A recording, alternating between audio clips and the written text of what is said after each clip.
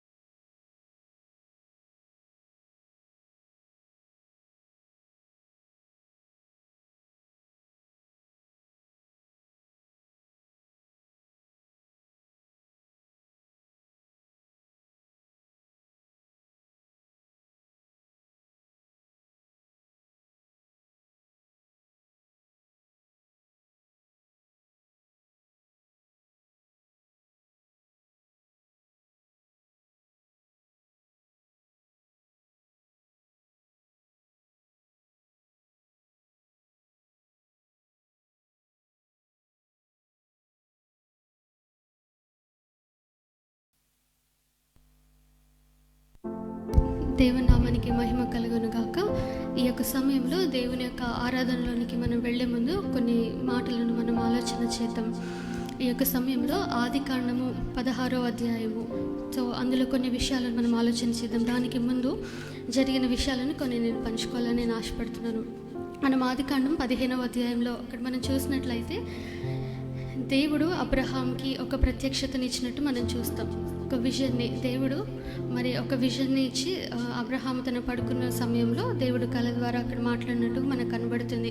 మరి దేవుడు అబ్రహాంని తన యొక్క టెంట్లో నుంచి బయటకు వచ్చి ఆకాశం వైపు చూసి నక్షత్రాలను లెక్క పెట్టమని అన్నప్పుడు, మరి మనకు తెలుసు విస్తారమైన నక్షత్రాలు ఉన్నాయి కాబట్టి అంత విస్తారంగా నీ యొక్క సంతానాన్ని నేను వృద్ధిపరుస్తానని దేవుడు అబ్రహాంతో చెప్తారు, వాగ్దానం ఇస్తారు.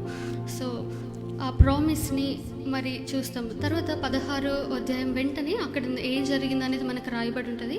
కానీ 16వ అధ్యాయం 2వ వచనంలో మనం చూసినట్లయితే అక్కడ సంఘటన అంటే దాదాపుగా 10 years గ్యాప్ వచ్చినట్టుగా మనం చూస్తాం. సో దేవుడు మొట్టమొదటి అబ్రహాన్ని మరి తనను పిలిచినప్పుడు తన యొక్క దేశాన్ని విడిచిపెట్టి నేను చూపించిపోయే దేశానికి రావాలని మరి దేవుడు అబ్రహాంని పిలిచినప్పుడు విశ్వాసంతో అబ్రహాం బయటకు వచ్చినట్టు మనం చూస్తాం. తను వచ్చే సమయానికి అబ్రహాం యొక్క వయసు 75 సంవత్సరాలు.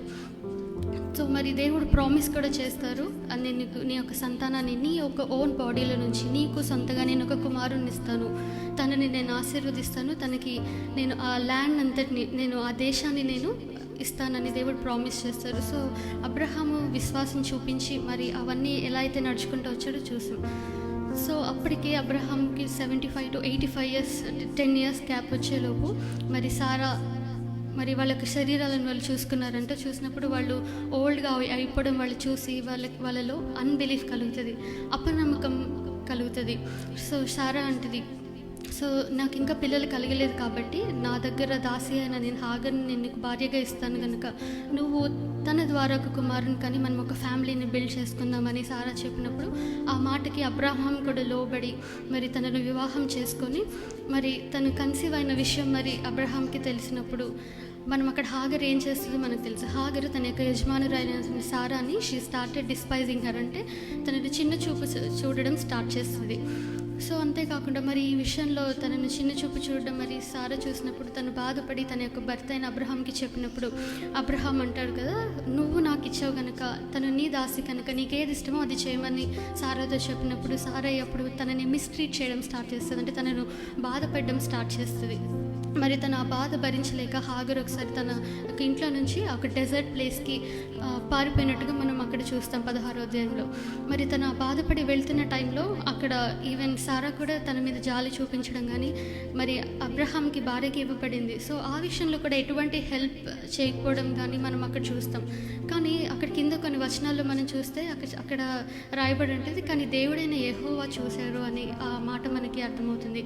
సో హాగర్ తను బాధపడి ఆ యొక్క ఎడారి ప్రాంతంలో వెళ్తున్న టైంలో దేవుడు చూశాడు, తనది చూసి మరి హాగరు నువ్వు ఎక్కడికి వెళ్తున్నావు, ఎక్కడి నుంచి వస్తున్నావు అని అన్నప్పుడు నేను నాకు యజమానురాలైన సారా దగ్గర నుంచి నేను పారిపోయి వస్తున్నాను అని ఒక మాట చెప్పినప్పుడు దేవుడు అక్కడ చెప్తారు, నువ్వు వెళ్ళి నీ యొక్క యజమానురాలకి నువ్వు సబ్మిట్ అవ్వు, go and submit to her, నువ్వు వెళ్ళి తనకి లోబడు అనే ఒక మాట దేవుడు చెప్పినట్టుగా మనం చూస్తాం. సో ఇక్కడ మనం ఒక విషయం హాగర్ నుంచి మనం చూడాల్సింది ఏంటంటే దేవుడు తర్వాత చెప్తారు సబ్మిట్ అవ్వమని ఒక మాట చెప్తారు. తర్వాత నువ్వు ఒక కుమారుని కంటూ తనకి ఇష్మాయేల్ అని పేరు పెడతావు అని దేవుడు చెప్తారు. సో నేను నిన్ను ఆశీర్వదిస్తాను, ఎందుకంటే అబ్రహాంను బట్టి నీ యొక్క సంతాన్ని కూడా నేను ఆశీర్వదిస్తాను అని దేవుడు చెప్తారు. సో ఆ మాటకి హాగరు లోబడి మళ్ళీ తిరిగి వెళ్ళి తనకి సబ్మిట్ అయినట్టుగా అక్కడ మనం తర్వాత చూస్తే వెంటనే చివరి వచనం 16వ అధ్యాయం చివరి వచనంలో మరి హాగరు వెళ్ళిన తర్వాత అబ్రహాం కొరకు తన ఇష్మాయేల్ కుమారుని కంటారు, తనకి ఇష్మాయేల్ అని పేరు పెడతారని రాయబడి ఉంటుంది. అప్పటికి అబ్రహాంకి 86 సంవత్సరాలు. సో ఈ విషయాల్లో మనకి ఏమి కనబడుతుంది అంటే వెళ్ళి తను సబ్మిట్ అయినట్టు కనిపిస్తుంది తన ఒక యజమానురాలికి, అదే రీతిగా అబ్రహాంకి కూడా. సో ఇక విషయాలు మనం ఆలోచన చేసినప్పుడు కొన్ని విషయాలు మనం హాగర్ నుంచి నేర్చుకోవాల్సింది ఏంటంటే తనకి ట్రబుల్ కలిగింది, తనకి ఇబ్బంది కలిగింది.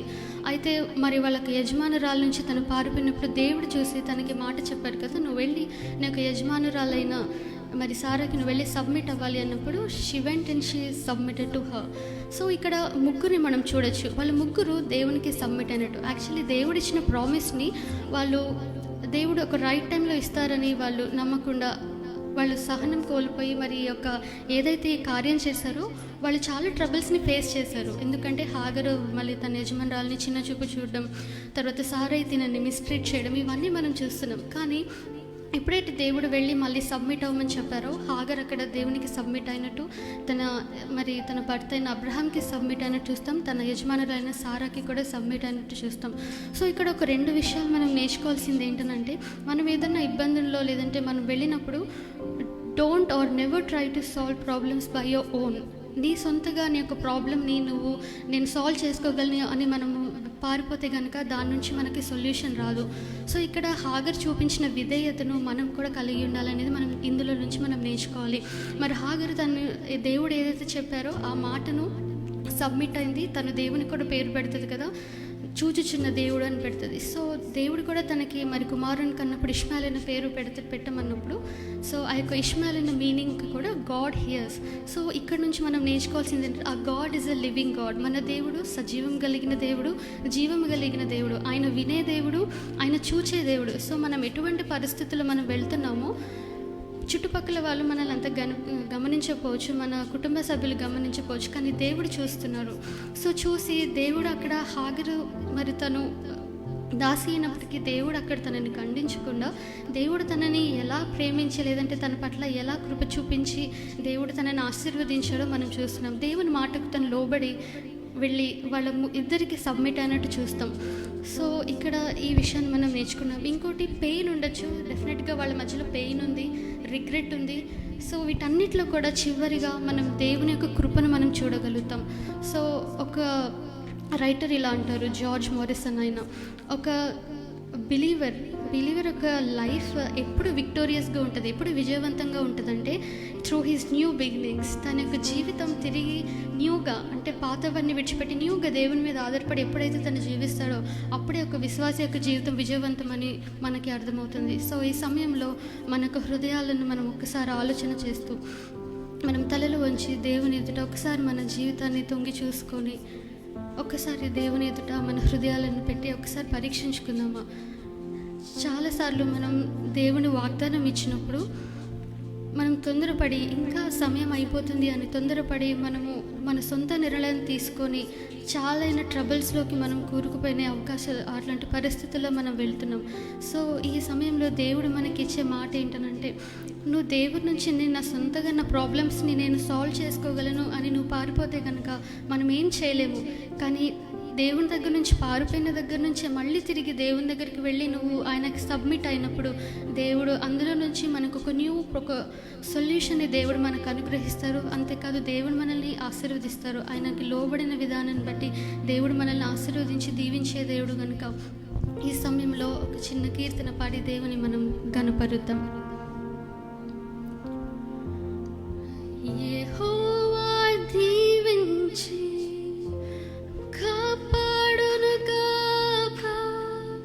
తన సన్నిధి కాంతిలో నిన్ను కరుణించునుగాక, నీ వైపు తన ముఖమును చూపి శాంతినిచ్చునుగాక. అందరం చెప్తాం. యెహోవా దీవించి కాపాడునుగాక, తన సన్నిధి కాంతితో నిన్ను కరుణించునుగాక, నీ వైపు తన ముఖమును చూపి శాంతినిచ్చునుగాక. అందరం చెప్తాం.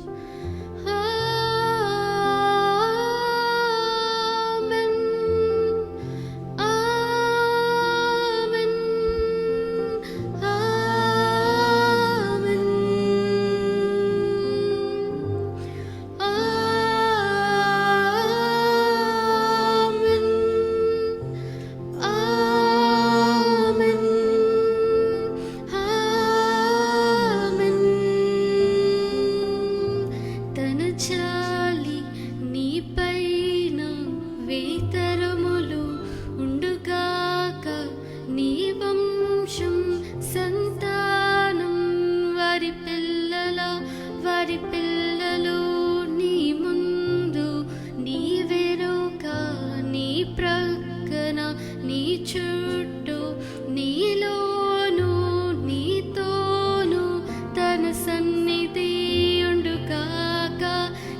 జాలి నీపైన వేతరములు ఉండుగాక, నీ వంశం సంతానం వారి పిల్లలు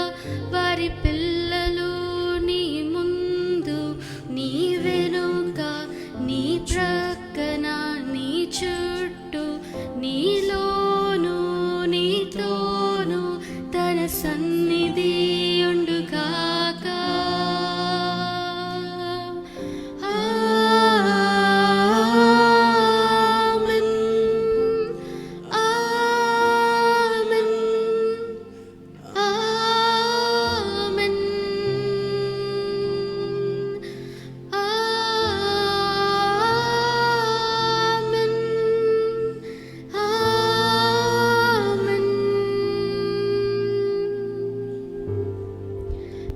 నీకు వందనాలు చెల్లిస్తున్నాం దేవా. మీరు మమ్మల్ని ప్రేమించి దేవా మాకు ఇచ్చిన ఈ యొక్క శ్రేష్టమైన సమయాన్ని బట్టి నీకు వందనాలు చెల్లిస్తున్నాం దేవా. ఈరోజు నీ యొక్క వాక్యం నుంచి దేవా మీరు అనేక మార్లు దేవా మీరు మాకు వాగ్దానాలు చేసినప్పుడు దేవా మేము కొన్నిసార్లు దేవా నీ యొక్క రైట్ టైం కొరకు నీ యొక్క సరైన సమయం కొరకు మేము వెయిట్ చేయకుండా తండ్రి మేము అనేక మార్లు తండ్రి ఇబ్బందులను కొని తెచ్చుకునే పరిస్థితిలోకి మేము వెళ్తున్న సమయంలో దేవా ఈరోజు హాగర్ని బట్టి దేవా మరి హాగరు నీకు లోబడి దేవా మీరు వెళ్ళి సబ్మిట్ అవ్వమని చెప్పినప్పుడు దేవా తను వెళ్ళి తండ్రి తన యజమానురాలైన సారాకి తన భర్తకి దేవా అదే రీతిగా నీకు ముందుగా తండ్రి తను సబ్మిట్ అయ్యి దేవా నీ నుండి వచ్చే ఆశీర్వాదాలను తను పొందుకున్నట్టుగా మేము చూస్తున్నాము.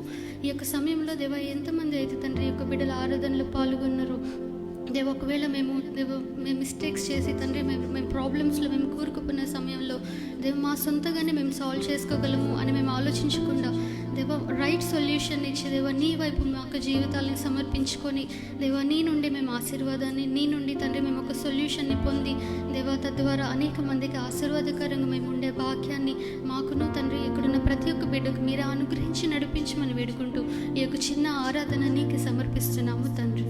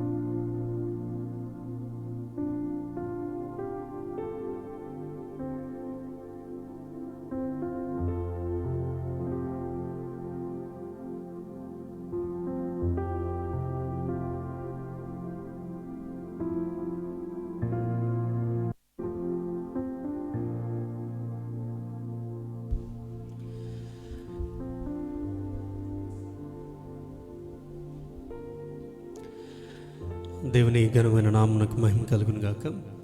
ఈ ఉదయకాల సమయం దేవుని సన్నిధిని మనమందరం సమీపించడానికి దేవుడు మనకిచ్చిన గొప్ప భాగ్యం కొరకు దేవునికి వందనాలు తెలియజేస్తున్నాను. అందరూ క్షేమంగా ఉన్నారని, మరి ముఖ్యంగా ఆరోగ్యంగా ఉన్నారని, దేవుని సన్నిధిని అనుభవించడానికి మనకివ్వబడిన శ్రేష్టమైన సమయాన్ని మీరు సద్వినియోగం చేసుకుంటున్నారని విశ్వసిస్తూ మిమ్మల్ని బట్టి దేవునిలో ఆనందిస్తున్నాను.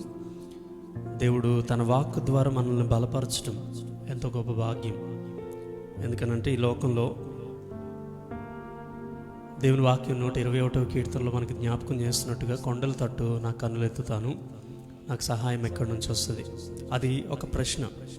ఆ తర్వాత వెంటనే ఉంటుంది, నాకు సహాయం యెహోవా వలననే వస్తుంది. ఎందుకు వస్తుంది ఆయనే అనంటే ఆయనే భూమి ఆకాశంను సృజించినవాడు. సృష్టికర్త కన్నా స్పష్టంగా మనతో మాట్లాడే వాళ్ళు ఎవరూ లేరు. అలాగే సృష్టికర్త కన్నా మనకి సహాయం చేసే విషయంలో గొప్పగా సహాయం చేసే వాళ్ళు ఎవరూ లేరు. కనుక దేవుని వైపు తిరగటం, దేవుని మాట వినటం, దేవుని మాటకు లోబడటం క్రైస్తవ విశ్వాస జీవితానికి ఆశీర్వాదకరం. కనుక తల్ల వంచుతామండి, ప్రార్థన చేసుకొని యథార్థమైన హృదయంతో దేవుని యొక్క వాక్యాన్ని మనము ధ్యానం చేద్దాం. ప్రేమ కలిగిన మా తండ్రి యేసయ్య, నీకు వందనాలు. మీరు మాకు అనుగ్రహించిన ఈ శ్రేష్టమైన పునరుద్ధాన దినమును బట్టి నీకు వందనాలు. మేమేమై ఉన్నామో అది నీ కృపనైనా, మేమేం అనుభవిస్తున్నామో అది మీరు అనుగ్రహిస్తున్నవాడు నీవే గనుక నీకు వందనాలు.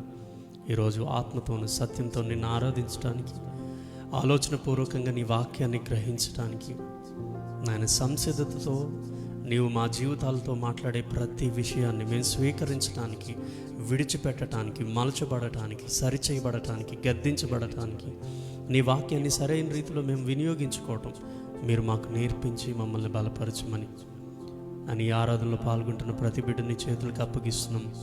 మమ్మల్ని మేము కూడా నీ చేతులకు అప్పగిస్తున్నాం. మా అందరితో నీ వాక్కు ద్వారా మాట్లాడండి నాయన. నీవు మాట్లాడినప్పుడు నాయన మేము దాన్ని స్వీకరించి అది మా హృదయాల్లో ఫలించాలనే అభిలాష మేము కలిగి ఉండటానికి సహాయమును దయచేయమని నాయన ఈ సమయాన్ని నాయన మా ప్రాణాత్మ దేహాలను నీ చేతులకు అప్పగిస్తున్నాం నాయన. సంపూర్ణమైన విధేయతతో నీ సన్నిధానంలో సమయాన్ని గడిపే భాగ్యాన్ని మాకు అనుగ్రహించమని మా ప్రభువును రక్షకుడైన యేసుక్రీస్తు నామమున అడిగి వేడుకొనుచున్నాము తండ్రి. ఆమేన్, ఆమేన్. ఈ సమయంలో మనము ఈ నెల దినాలు ఈ చివరి ఆదివారపు ఆరాధనలో మనం ఉన్నాం ఈ నెలలో. అయితే గత 3 వారాలుగా మనం మాట్లాడుకుంటుంది పాపం, దాని విషయంలో true confession and false confession గురించి మనము దావీదు, సౌలు గురించి మాట్లాడుకున్నాం. ఆ తర్వాత sin hurts others and sin hurts God and sin hurts sinner అనే పదాలు మనము చూసాం. సో ఈ పాపము ఒక వ్యక్తి యొక్క విశ్వాస జీవితాన్ని, అలాగనే దేవునితో ఉన్న సహవాసాన్ని పాడు చేసే విషయంలో షార్ట్ టర్మ్ ప్లెజర్స్ని ఇస్తుంది, కానీ లాంగ్ టర్మ్ కాన్సిక్వెన్సెస్ని విడిచిపెడుతుంది అని మనము మాట్లాడుకున్నాం. అయితే ఈరోజు ఆ యొక్క పాపం గురించి మనం మాట్లాడుకున్న సందేశాలన్నిటినీ ముగిస్తూ మరి రిజల్ట్ ఆఫ్ ది సిన్, పాపము చేయటం వల్ల వచ్చే పర్యవసానం. లాస్ట్ ఆదివారం మనం మాట్లాడుకున్నాం పాపం యొక్క అత్యధికమైన మూల్యం. నేను పాపం చేశాను, అయితే ఆ పాపానికి నేను మూల్యం చెల్లించాలి, దానికి వెల చెల్లించాలి, ఖరీదు చెల్లించాలి. దాని విషయంలో ఎదురుపడే పర్యవసానాలని నేను అనుభవించి తప్పక తీరాల్సిన అవసరం ఉంది. ఆ విషయాన్ని మనము జ్ఞాపకం చేసుకున్నాం. అంత మాత్రమే కాక దేవుడు కూడా ఆయన సన్నిధానంలో యథార్థంగా పశ్చాత్తాపపడి ప్రభు దగ్గర తమ పాపములను వినయంగా ఎవరైతే ఒప్పుకుంటారో వారి పాపములను దేవుడు క్షమించే దేవుడు అని కూడా మనం జ్ఞాపకం చేసుకున్నాం. 103వ కీర్తనలో ఉన్నట్టుగా తండ్రి తన పిల్లల ఎడల జాలి పడినట్లు యెహోవా తన యందు భయభక్తులు గల వారి ఎడల జాలి పడతాడు. కాబట్టి కఠినాత్ముడు కాదు. మనము దేవునికి ఆయన హృదయాన్ని పగలగొట్టిన సందర్భాలను మనం జ్ఞాపకం చేసుకుని ప్రభు సన్నిధానంలో ఒప్పుకోగలిగితే దేవుడు వాటిని క్షమించి సమస్త దుర్నీతి నుండి మనల్ని పవిత్రపరిచి మనకొక బ్రాండ్ న్యూ స్టార్ట్ని దేవుడు మనకు అనుగ్రహిస్తాడు. కాబట్టి ఈరోజు మనం మాట్లాడుకుంటున్న అంశం ఏంటి అని అంటే the result of the sin. పాపం వలన వచ్చే పర్యవసానాలు, పాపం వలన వచ్చే ఫలితం ఏమైతే ఉంటుంది అనేది మనము కొన్ని విషయాలు మీ దృష్టికి నేను తీసుకొని వస్తాను. ఈ యొక్క వాక్యాన్ని మాట్లాడుతూ ఉన్నప్పుడు జాగ్రత్తగా ఆత్మ పరిశీలన చేసుకుంటూ, ఆత్మ విమర్శనం చేసుకుంటూ దేవుని యొక్క వాక్యాన్ని పరిశుద్ధాత్మ దేవుడు మన హృదయాల్లో జరిగించే పరిచర్యను జరగనివ్వాలి.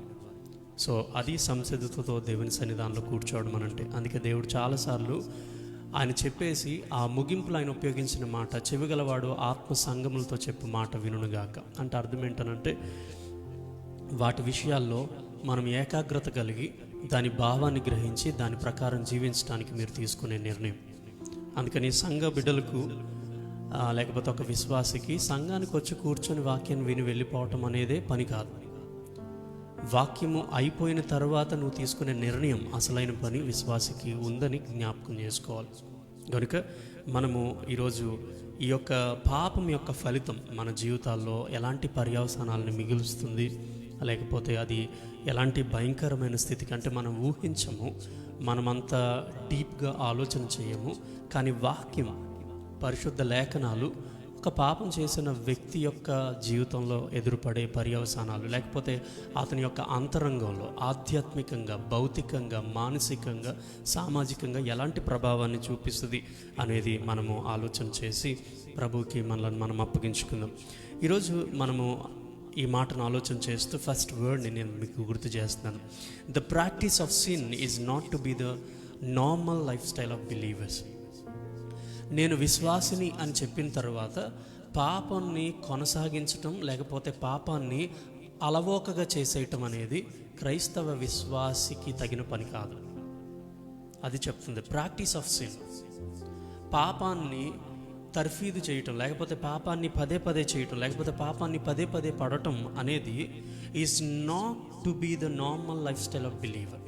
అందుకని ఒక థియోలోజియన్ దాన్ని ఎలా జ్ఞాపకం చేశాడంటే, విశ్వాసికి అవిశ్వాసికి ఉన్న వ్యత్యాసం, పాపం విషయంలో విశ్వాసికి అవిశ్వాసికి ఉన్న వ్యత్యాసం ఏంటనంటే, బురదలో పడిపోయిన పంది పిల్లకు బురదలో పడిపోయిన గొర్రె పిల్లకు ఉన్నంత తేడా ఉన్నదని అన్నాడు. కాబట్టి విశ్వాసి అని అన్నప్పుడు సంఘానికి వచ్చే వాళ్ళందరినీ విశ్వాసి అని అనుకుంటే ఒకవేళ మనం భ్రమపడుతున్నట్టే. కానీ విశ్వాసి అని అంటే దానికి ప్రప్రదమైన సంగతి ఏంటనంటే, అకేషనల్గా లేకపోతే కొన్ని సందర్భాల్లో విల్ఫుల్గా, కొన్ని సందర్భాల్లో మన స్వనీతి మీద మన స్వశక్తి మీద ఆధారపడి అది పెద్దగా మనకేమీ తప్పనిపించక పడిపోయిన సందర్భాలు మనకుంటే దాంట్లో కొనసాగలేకపోవడం అది బిలీవర్ యొక్క లక్షణం. అందుకని బురదలో పందిపిల్ల పడిపోయింది అనుకోండి, ఏమనుకుంటుంది? దాని స్థానానికి అది వచ్చిందని అది గ్రహించదు. అలాగనే ఒకవేళ అదే బురదలో గొర్రెపిల్ల పడిపోతే అదేం మాట్లాడుతుంది?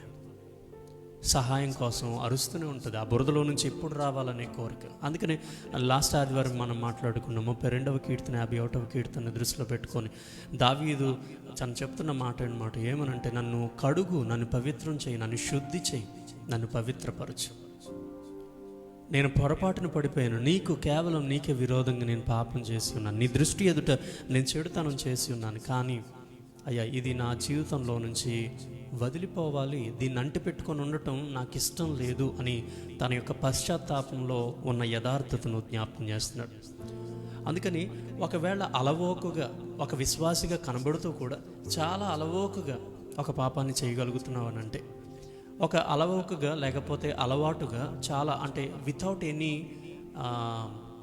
కన్విక్షన్ ఇన్ ద హార్ట్, హృదయంలో ఏమి గొచ్చబడకుండా పొడవబడకుండా ఏమాత్రం బాధపడకుండా ఆ ప్రాక్టీస్ చేస్తున్నామనంటే నిన్ను విశ్వాసి లేకుంటే బిలీవర్ అని అనటానికి సాధ్యపడదు. ఇది వాక్యానుకూలంగా దేవుడు చెప్తున్న మాట. తర్వాత ఉన్న మాట ఏంటంటే, when we sin it has an effect upon us as well upon others. మనం పాపం చేసినప్పుడు అది ఖచ్చితంగా దాని ప్రభావం, పాపం చేయటం వల్ల ప్లెజర్ వస్తుంది, అది వేరే సంగతి. కానీ దాంతోపాటు పర్యవసానాలను తీసుకొని వస్తుంది. ఆ పర్యవసానాలు సిన్నర్గా నేను అనుభవిస్తాను, అలాగే నేను నాతో పాటు నా చుట్టూ ప్రక్కలున్న వ్యక్తులు కూడా దాని యొక్క ప్రభావాన్ని అనుభవిస్తారు. అంత మాత్రమే కాక ఈ పాపం వలన వచ్చే పర్యవసానాల వలన ఇంకొక సమస్య ఏంటి అని అంటే, it robs us our ability to understand spiritual truth. వాక్యానుకూలమైన సత్యం, ఇప్పటి వరకు మనం కూడగట్టుకున్న విశ్వాస జీవితం, ఇప్పటి వరకు దేవుని దగ్గర మనం కలిగి ఉన్న భయభక్తులు కలిగిన జీవితం, మన విశ్వాస జీవితం, విశ్వాస్యత, దేవుని దగ్గర మన నమ్మకత్వం, యథార్థత అంతా క్షణంలో పోతుంది. ఈ పాపం దాని అంతటిని అపహరించుకొని పోతుంది, దొంగిలించుకొని వెళ్ళిపోతుంది. ఇక అందుకని దావీదు 51వ కీర్తనలో అన్నాడు కదా, రక్షణ ఆనందాన్ని మరలా నాకు పుట్టించు. ఎందుకనంటే when we sin it gives a pleasure, short term pleasure, long term కాన్సిక్వెన్సెస్లో అది ఎలాంటిది అనంటే దేవునితో నాకున్న సహవాసంలో ఉన్న ఆనందాన్ని నేను పోగొట్టుకుంటాను. అందుకని it robs us our ability to understand spiritual truth. సత్యాన్ని స్వీకరించడానికి కానీ, ఎప్పటి వరకు కూడగొట్టుకున్న సత్యాన్ని ధిక్కరించడానికి కానీ అది అపహరించుకొని వెళ్ళిపోతుంది అని దేవుని వాక్యం జ్ఞాపకం చేస్తుంది. అందుకని దేవుని వాక్యం బాగా చెప్తున్న మాట ఏంటంటే, ఒక విశ్వాసి యేసు ప్రభువుని తన సొంత రక్షకుడిగా అంగీకరించిన తర్వాత పరిశుద్ధాత్మ దేవుడు మనలో సదాకాలము, క్రీస్తు తిరిగి వచ్చే పర్యంతము, అంత మాత్రమే కాక నిత్యత్వంలో కూడా పరిశుద్ధాత్మ దేవుడు మనకి సహాయం చేస్తాడని దేవుని వాక్యం జ్ఞాపకం చేస్తుంది. అందుకని యేసు ప్రభు ఆరోహణమై వెళుతూ ఆయన అన్నమాట, నేను వెళ్ళటం మీకు ప్రయోజనకరం, ఎందుకనంటే నేను వెళ్ళకపోతే ఆదరణకర్త మీ దగ్గరికి రాడు. ఆదరించే దేవుడు, నన్ను పాపం విషయంలో పడిపోయానని నాకు గుర్తు చేసి ఆ పాపాన్ని విమోచించే దేవుని దగ్గరికి నాకు కలిగిన అపరాధ భావాన్ని పరిశుద్ధాత్మ దేవుడు నడిపించగలిగితే అది నన్ను ట్రూ కన్ఫెషన్లోనికి నడిపిస్తుంది. లాస్ట్ టైం మనం మాట్లాడుకున్నాం, యోధ ఇస్కరియోతు పశ్చాత్తాపడినట్టుగా బైబిల్లో కనబడుతుంది, అలాగే పేతురు పశ్చాత్తాపడినట్టుగా బైబిల్లో కనబడుతుంది. కానీ యోధ ఇస్కరియోతు యొక్క పశ్చాత్తాపాన్ని, లేకపోతే అతని యొక్క అపరాధ భావాన్ని, తను చేసిన తప్పిదాన్ని గ్రహించడాన్ని అపవాది వాడుకున్నాడు. అందుకని అతడు ఆత్మహత్య చేసుకుని తన జీవితాన్ని తానే నాశనం చేసుకున్నాడు. కానీ మరి పరిశుద్ధుడైన లేఖనాలను రాసిన పేతురు అతను చేసిన పనులను మనం చూస్తే వెలుపలకు పోయి పశ్చాత్తాపడ్డాడు, కానీ తను తాను సంహరించుకోలేదు. ఎందుకనంటే దేవుని దగ్గర తన పశ్చాత్తాపాన్ని, పరిశుద్ధాత్మ దేవుడు నా అపరాధ భావాన్ని వినియోగించటం, అలాగనే అపవాది ఆ అపరాధ భావాన్ని వినియోగించుకోవటం చూస్తే దానిని బట్టి దాని యొక్క రిజల్ట్ ఉంటుందని మనం జ్ఞాపకం చేసుకోవాలి. అందుకని పరిశుద్ధాత్మ దేవుణ్ణి మనము వాక్యం చెప్తున్న మాట ఏంటనంటే, పరిశుద్ధాత్మ దేవుడు మనలో ఉండి ఆయన చేసే ప్రప్రదమైన పని ఏంటి అనంటే, ఆయన పాపమును గూర్చి, నీతిని గూర్చి, రాబోయే ఉగ్రతను గూర్చి మనలను ఒప్పింపచేస్తాడు.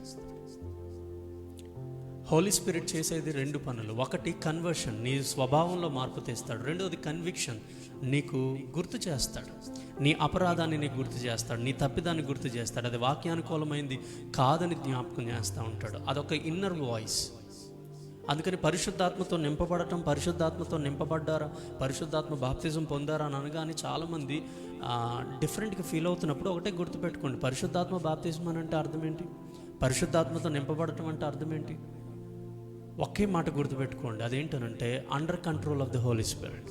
మీరు పరిశుద్ధాత్మ దేవుని చేత నడిపించబడటమే, పరిశుద్ధాత్మ దేవుడు మీకు విధించిన ఆ యొక్క సరిహద్దుల దగ్గర ఆగిపోవటమే, పరిశుద్ధాత్మ దేవుడు అనుమతించని ప్రాంతానికి నువ్వు వెళ్ళకపోవటమే, ఆయన అదుపాజ్ఞల్లో జీవించడమే పరిశుద్ధాత్మను పొందటం అంటే, పరిశుద్ధాత్మ యొక్క బాప్తిస్మాన్ని తీసుకోవడం అంటే. I need to come under the control of the Holi Spirit. అందుకని the Christian is completely depend upon the Holi Spirit if he or she expects to learn anything of permanent spiritual values. ఇక్కడ జ్ఞాపకం చేసిన మాట ఏంటనంటే, క్రిస్టియన్స్గా నేను ఇండిపెండెంట్గా ఎప్పుడు జీవించలేను. అందుకని సంఘ సహవాసాన్ని దేవుడు మనకిచ్చాడు, కుటుంబ సహవాసాన్ని దేవుడు ఇచ్చాడు. ఒంటరిగా ఒక విశ్వాసి తానంతట తాను ఎదిగే పరిస్థితిని దేవుడు మానవ విశ్వాస జీవితంలో ఉంచలేదు. కాబట్టి మనలో చాలామంది మేము సంఘానికి రాకపోతే ఏముంది, మేము ఖచ్చితంగా ఇంట్లో ఉండి బైబిల్ చదువుకొని మా అంతట మేమే అసలు సహవాసంతో మాట్లాడడం కానీ, వాళ్ళతో సంఘాల్లో వాక్యాన్ని చర్చించడం కానీ, మా బైబిల్ మేము చదువుకుంటున్నాం, మా ప్రార్థన మేము చేసుకుంటున్నాం, మా ఇళ్లలో మేము కూర్చొని అర్థవంతంగా పాల్గొంటున్నాం, కుదరదండి. దేవుని వాక్యం చెప్తున్న మాట హోలీ స్పిరిట్ మీద ఆధారపడటం కంప్లీట్. అందుకనే డిపెండెంట్ క్రిస్టియన్స్ డిపెండెంట్ క్రిస్టియన్స్ ఉంటారు, ఇండిపెండెంట్ క్రిస్టియన్స్ ఎవరు ఉండరు. పరిశుద్ధాత్మ దేవుని మీద ఆధారపడాలి.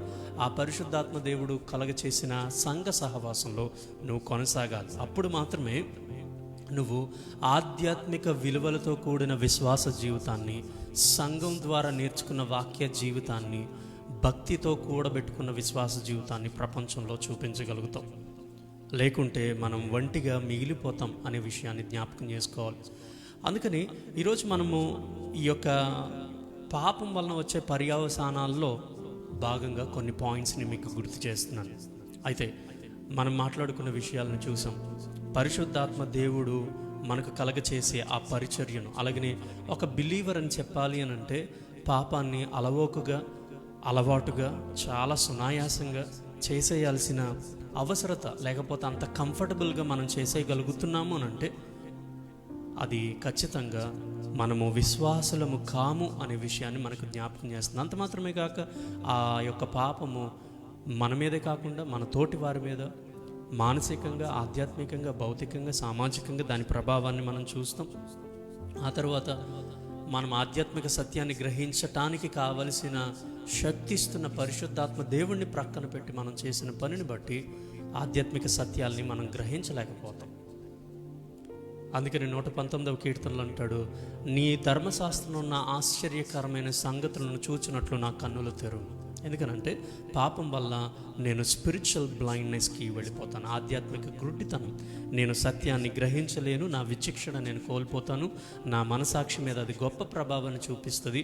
కాబట్టి నా పాపము చేయటం వల్ల the more you do sin, నీ యొక్క కాన్షియస్ ఏమవుతుంది అని అంటే వాత వేయబడిన మనసాక్షి అవుతుందని దేవుని వాక్యం జ్ఞాపకం చేస్తుంది. దాంట్లో మొట్టమొదటి భాగం ఏంటి అని అంటే, నీ పాపం చేసే ఫస్ట్ పని ఏంటి అని అంటే it quenches Holy Spirit's ministry. Sin quenches the teaching ministry of the Holi Spirit. మీరు మొదటి తెసలోనికలకు రాసిన మొదటి పత్రిక 5వ అధ్యాయం 19వ వచనాన్ని మీరు చూస్తే మీకు కనబడుతున్న మాట ఏంటనంటే పరిశుద్ధాత్మను ఆర్పకుడు, పరిశుద్ధాత్మను దుఃఖపరచొద్దు. It quenches the Holi Spirit. అంటే ఫస్ట్ నువ్వు పాపంలో పడగానే మొట్టమొదట రెస్పాండ్ అయ్యి మొట్టమొదట పగిలిపోయిన హృదయంతో రెస్పాండ్ అయ్యే వాళ్ళు ఎవరనంటే పరిశుద్ధాత్మ దేవుడు. ఎందుకనంటే నువ్వేం చూస్తున్నావో ఆయన చూస్తున్నాడు, ఎక్కడికి వెళుతున్నావో అది చూస్తున్నాడు, నువ్వు ఎక్కడ నిలబడ్డావో అక్కడే ఆయన కూడా నిలబడ్డాడు. అందుకని దావీదు బెత్షెబాకి వ్యతిరేకంగా ఉరియాకు వ్యతిరేకంగా అనే మాటను కాకుండా ఆయన అన్న మాట నీ దృష్టి ఎదుటే చెడుతనం చేశాను అని అంటే ఆ బెత్షెబాతో చేసే ప్రతిదాన్ని దేవుడు కూడా చూస్తూ ఉన్నాడు. దావీదు మాత్రం తన కళ్ళు మూసుకొని దేవుడు నీ కళ్ళు కప్పానని అనుకున్నాడు, కానీ కుదరలేదు. కాబట్టి sin quenches the teaching ministry of the Holi Spirit. ఇందులో ఏమేమి నాకు నష్టాలు కలుగుతున్నాయి? ఈ క్వెంచింగ్ అంటే దేవుని పరిశుద్ధాత్మను దుఃఖపరచటం అనంటే అర్థం ఏంటి అనంటే sin is not acknowledging the will of God through preaching.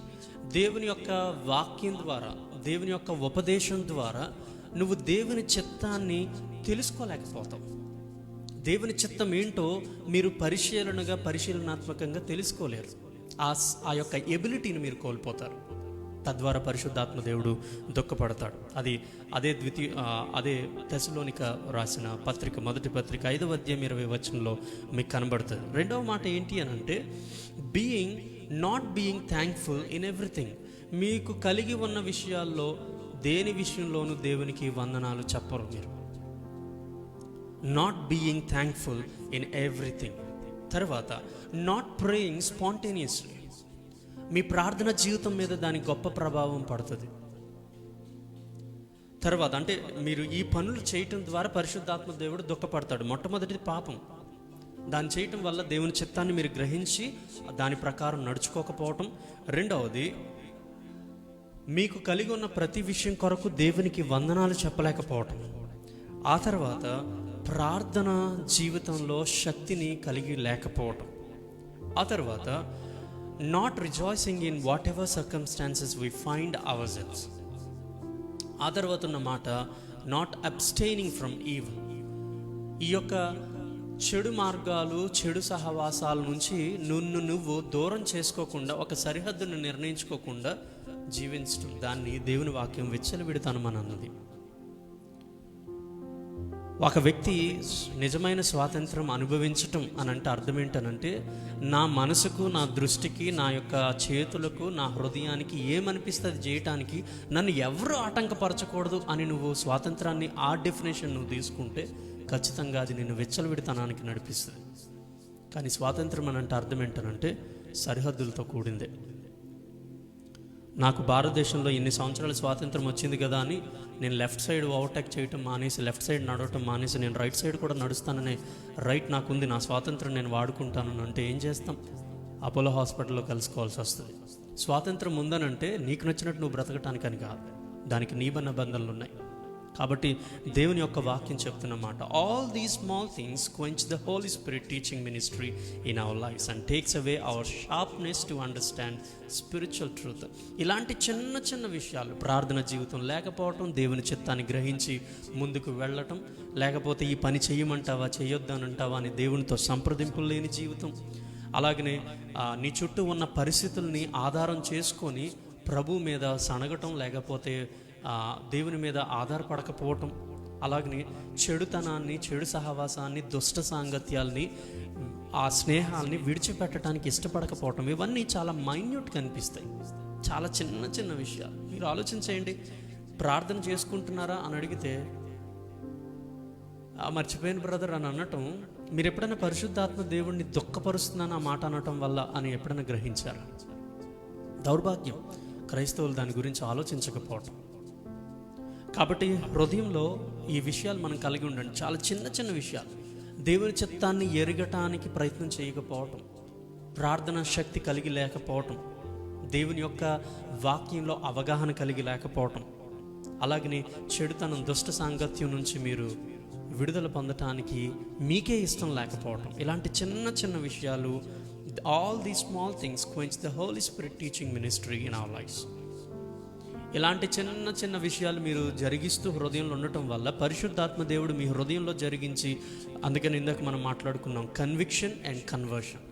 దేవుడు ఒప్పింపచేసి నన్ను స్వభావంలో కలుగచేసే మార్పును మనము పోగొట్టుకుంటున్నాం.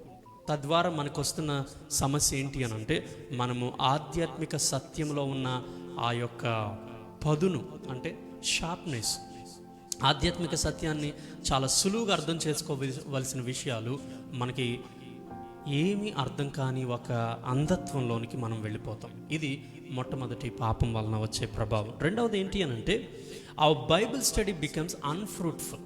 వీళ్ళు ఏం చేస్తారు అనంటే, ఈ యొక్క పాపం చేయటం వలన వీళ్ళు కూడా బైబిల్ చదువుతూ ఉంటారు, బైబిల్లో ఉన్న సంగతులను గ్రహించడానికి ప్రయత్నం చేస్తూ ఉంటారు. కానీ వాళ్ళకి ఆ బైబిల్ స్టడీ ఏమీ ఫ్రూట్ఫుల్గా ఉండదు.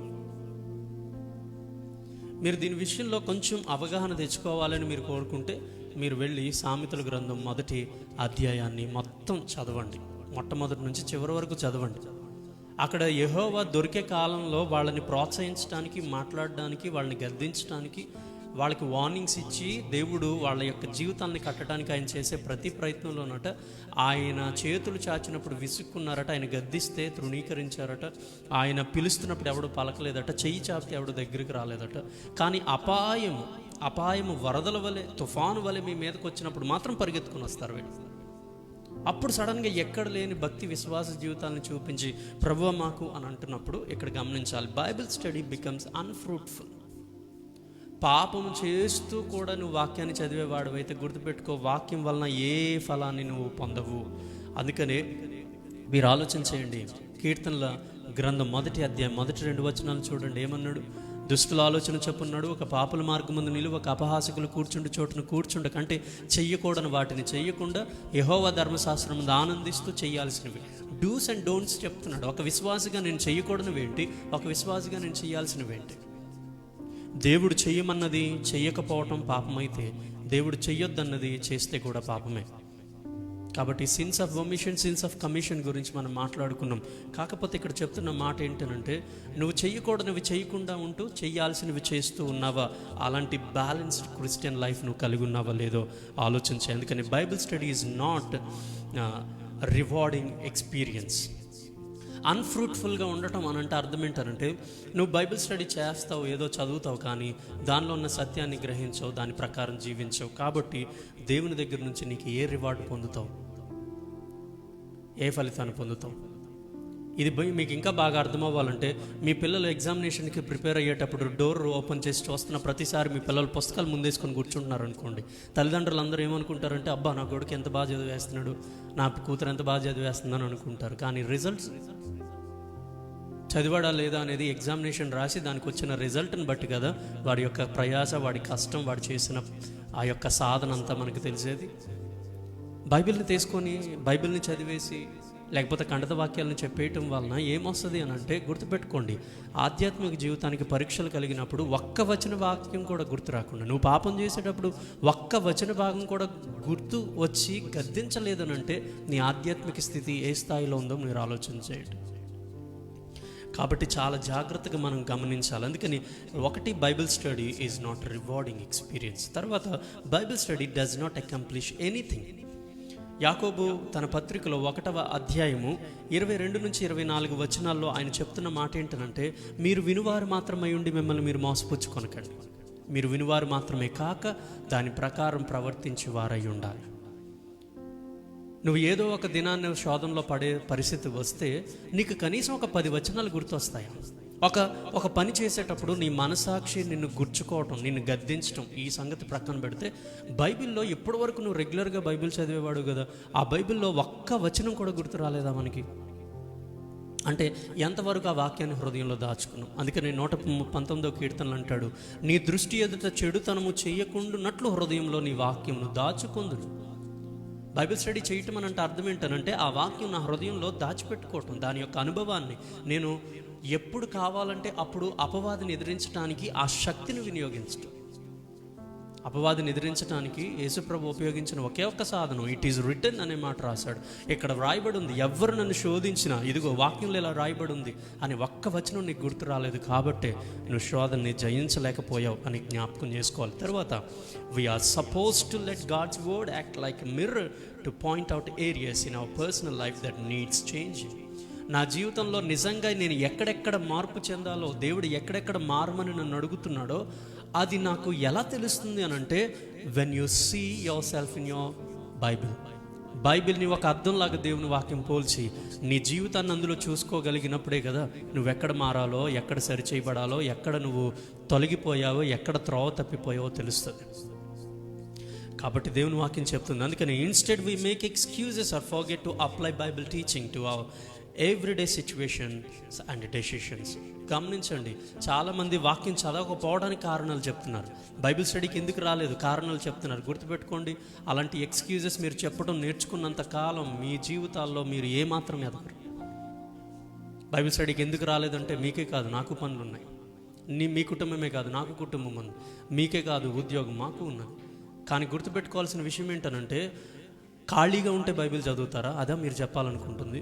నాకు కుదరలేదండి, నాకు అవ్వలేదండి అని అంటమంటే అర్థం ఏంటి? అంటే ఖాళీగా ఉన్నారు కాబట్టి మీరు అందరూ బైబిల్ చదువుకుంటున్నారు, మాకు ఖాళీ లేదు కాబట్టి మేము చదవట్లేదు అని చెప్తున్నారా? ఏం చెప్పడానికి ట్రై చేస్తున్నాం మనం? గుర్తుపెట్టుకోండి, అందుకనే దేవుని వాక్యం చెప్పింది మెలకువగా ఉండాలి. అపవాది యొక్క శోధనలు జయించడానికి యేసు ప్రభు ఇట్ ఈజ్ రిటన్, ఇక్కడ రాయబడి ఉంది, లేఖనాల్లో ఇలా ఉంది అని ఎందుకు గుర్తు చేశాడు? ఎందుకంటే వాక్యం లేకపోతే అపవాది మిమ్మల్ని చాలా సులువుగా జయిస్తాడు. కాబట్టి బైబిల్ స్టడీ అని అంటే అర్థం ఏంటనంటే నాట్ జస్ట్ రీడింగ్, రోజుకొక 5 వచనాలు చదువుకొని మోకరించి ప్రార్థన చేసి ఉద్యోగానికి వెళ్ళిపోవడం కాదు. రోజుకొక 5 వచనాలు లేకపోతే రోజుకొక అధ్యాయం చొప్పున చదువుకుంటూ ఆదివారం రాగానే ఒక 5 అధ్యాయాలు చదువుకొని సంవత్సరంలో ఒకసారి బైబిల్ కంప్లీట్ చేయటం కాదు బైబిల్ స్టడీ అని అంటే. నువ్వు బైబిల్ని ఎన్నిసార్లు పూర్తి చేసావు అనే దానికన్నా బైబిల్ ప్రకారం నువ్వు చదివిన ఒక్క అధ్యాయం ప్రకారం బ్రతకడానికి ఎన్నిసార్లు ప్రయత్నం చేసావు, అది బైబిల్ స్టడీ అని అంటే. ఆ విషయాన్ని మనము చాలా జాగ్రత్తగా గుర్తించాలి. తర్వాత ఏంటి అని అంటే పాపం అంటే మీరు గమనిస్తున్నారా, పాపం యొక్క కాన్సిక్వెన్సెస్. ఒకటి, పరిశుద్ధాత్మ దేవుని దుఃఖిస్తుంది. రెండవది, నీ బైబిల్ స్టడీ ఏమీ ఫ్రూట్ఫుల్గా ఉండదు, దానివలన ఏం ప్రయోజనం ఉండదు, నువ్వు ఆధ్యాత్మికంగా ఎదిగేదేమీ లేదు, అనవసరంగా మీరు బైబిల్ స్టడీలో టైం వేస్ట్ చేస్తున్నట్టు గుర్తుపెట్టుకోవాలి దాంట్లో అర్థాన్ని గ్రహించినప్పుడు. తర్వాత అన్నమాట రబ్స్ ఆర్ జాయ్. ఇది ఏం చేస్తుందనంటే the Bible says that God wants our joy to be full. దేవుని వాక్యం చెప్తుంది మీ యొక్క ఆనందం పరిపూర్ణం అవ్వాలని దేవుడు కోరుకుంటున్నాడంట. అందుకని దేవుని యొక్క సన్నిధానంలో నీకున్న రక్షణ ఆనందం, దేవుడు నీ పాపాలను క్షమించి నీకు అనుగ్రహించిన రక్షణ అంతటి విషయంలో నీకు ఒక జాయ్ఫుల్ ఒక ఎక్స్పీరియన్స్ నీకు ఉంటుంది. కానీ ఎప్పుడైతే నువ్వు పాపం చేస్తావో అందరూ నవ్వుతూ ఉంటారు చుట్టుపక్కల, నువ్వు నవ్వలేవు. అందరూ ఆనందంగా ఉంటారు, నువ్వు ఆనందంగా ఉండలేవు. అందరూ హృదయపూర్వకంగా మాట్లాడుకోగలుగుతారు, నువ్వు మాట్లాడలేవు. అందరూ హృదయపూర్వకంగా దేవునితో ప్రార్థనలో సంభాషించగలుగుతారు, నువ్వు చేయలేవు. అందరూ దేవుని సన్నిధానంలో ఇష్టపూర్వకంగా సమయాన్ని గడుపుతారు, కనీసం నువ్వు 2-3 నిమిషాలు కూడా దేవుని సన్నిధానంలో కూర్చోలేవు. దీనంతటికీ కారణం ఏంటనంటే యెహోవా సన్నిధానాన్ని. అందుకని మొదటి కీర్తనలో గ్రంథం 1వ అధ్యాయంలోనే ఆ మాట ఉంది కదా, యెహోవా ధర్మశాస్త్రం నందు ఆనందిస్తూ దివారాత్రులు ధ్యానించేవాడు ధన్యుడు. వాక్యం అంటే ఆనందం లేనివాడు ఏం ధ్యానిస్తాడు వాక్యాన్ని? మొహమాటానికి పాస్టర్ గారి కోసమో ఎవరి కోసమో వాక్యాన్ని ధ్యానించడం అంటే ఎంత దౌర్భాగ్యం. అందుకనే ఇక్కడ మొదటి యోహాను పత్రిక 1వ అధ్యాయం 4వ వచనంలో అంటున్నాడు, these things will return to you that your joy may be full. ఇవన్నీ ఎందుకు రాయబడుతున్నాయనంటే వీటి ద్వారా మీ యొక్క ఆనందం అత్యధికం అవ్వాలని. కాబట్టి గుర్తుపెట్టుకోండి, Joy is a deep satisfaction that stems from the knowing the channel is open between us and the Lord. ఇదేంటి అనంటే గుర్తుపెట్టుకోవాల్సిన విషయం, Joy is a deep satisfaction. ఎవరికి అనంటే దేవునికి నీకును మధ్యలో ఒక సంబంధం ఉండటం. పాపం వలన దేవునితో నీకు ఉన్న సంబంధం పోయినప్పుడు మరల దేవునితో నువ్వు సమాధానపడి దేవుని సన్నిధానంలో నీ జీవితాన్ని ఒప్పుకోవటం ద్వారా ఏమవుతుంది అని అంటే దేవునితో నువ్వు క్రీస్తు ద్వారా సమాధాన స్థితిలోనికి మనం వచ్చాం. కాబట్టి we are in the place that he approach. It is an inner happiness not dependent upon outside circumstances.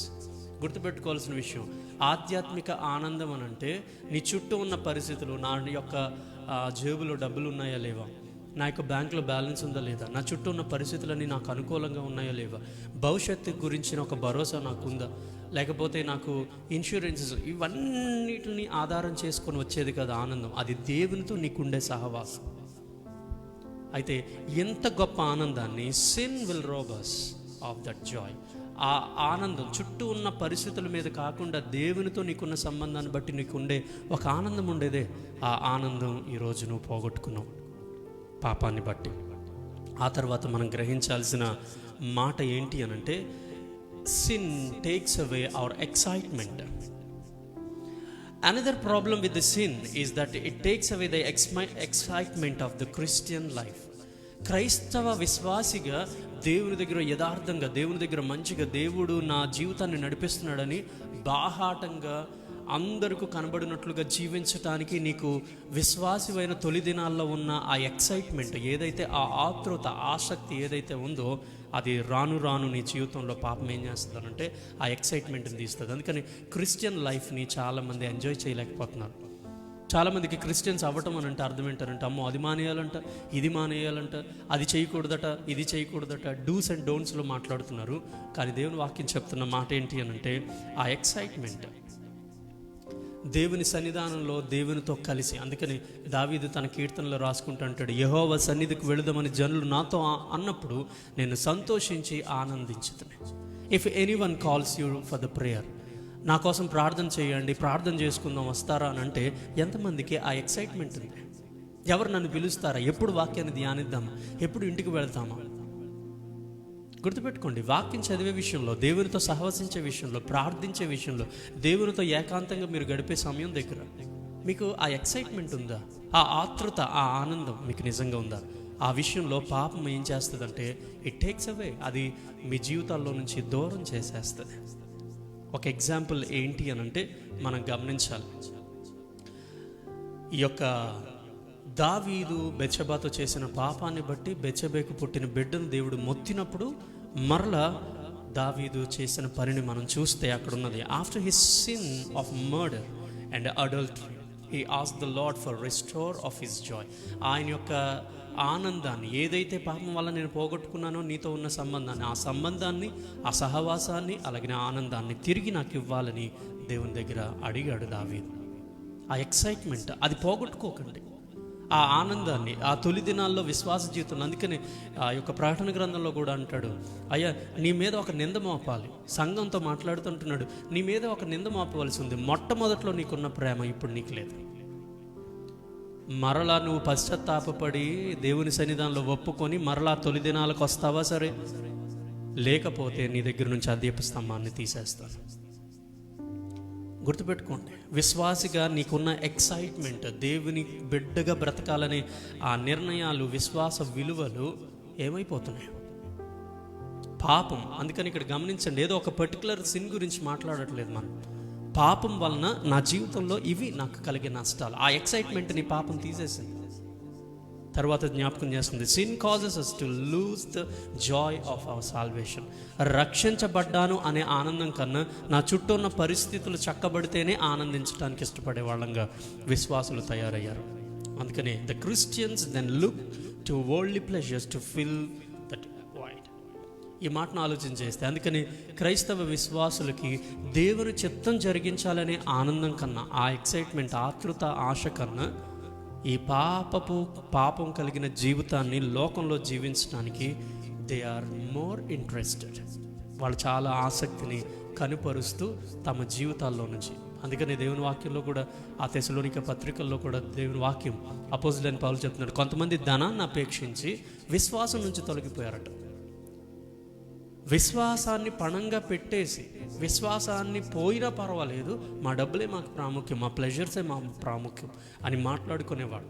వాళ్ళ జీవితాల్లో దేవునితో నూతనత్వం పొందాలనే ఆశ వాళ్ళకి ఎప్పటికీ ఉండదు. ఆ తర్వాత దేవుని వాక్యం చెప్తుంది, ఒకవేళ ఆ యొక్క సిన్ టేక్స్ అవే ఎక్సైట్మెంట్ అనే దానికి వచనం కావాలి అని అనుకుంటే కీర్తనల గ్రంథం 51వ అధ్యాయం 12వ వచనంలో ఆ మాటలు మనం చూస్తాం. తర్వాత it robs us of our peace, ఒక సమాధాన స్థితిని నా జీవితంలో నుంచి పోగొట్టేస్తుంది. అందుకని sin also robs us of peace. దేవునితో నాకున్న సమాధానం, నాతో నాకున్న సమాధానం, నా కుటుంబంతో నాకున్న సమాధానం, నా సమాజంతో నాకున్న సమాధానాన్ని అది పోగొట్టేస్తుంది. అందుకని ఫిలిప్పీలకు రాసిన పత్రిక 4వ అధ్యాయము 7వ వచనాన్ని మనం చూస్తే, సమస్త జ్ఞానములకు మించిన దేవుని సమాధానం మన హృదయములకును మీ తలంపులకును కావలి ఉండునుగాక. ద పీస్ ఆఫ్ గాడ్, దేవుని యొక్క సమాధానం ఎక్కడెక్కడ ఉండాలట? మనసులోను హృదయంలోను. సమస్త జ్ఞానములకు మించిన దేవుని సమాధానం మీ హృదయములకును మీ తలంపులకును కావలి ఉండునుగాక. దేవుని యొక్క పీస్ అది ఒక ఫీలింగ్ కాదండి. నేను ఈ పని చేస్తూ ఉంటుంటే నా హృదయంలో గందరగోళం అనిపించలేదు కాబట్టి దేవుని చిత్తం అనుకున్నానని ఆ పీస్ ఎమోషన్స్ మీద ఆధారపడడానికి కాదు మనమున్నది.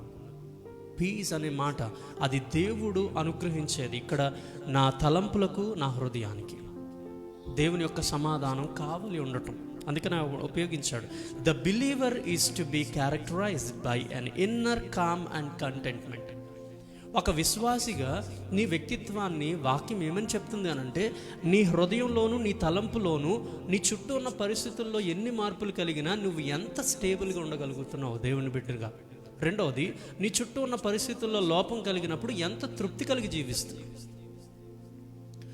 నువ్వు ఎంత ఇంటర్నల్గా ఇన్సైడ్ నువ్వు ఎంత కంటెంట్మెంట్ తోటి, రెండవది ఎంత కామ్గా ఉంటున్నావో, ఎంత ఆందోళన చెందకుండా. అందరూ చాలామంది ఆనందంగా కనబడతారు, ఇంటికి వెళితే హృదయం నిండా ఆందోళన ఉంటుంది.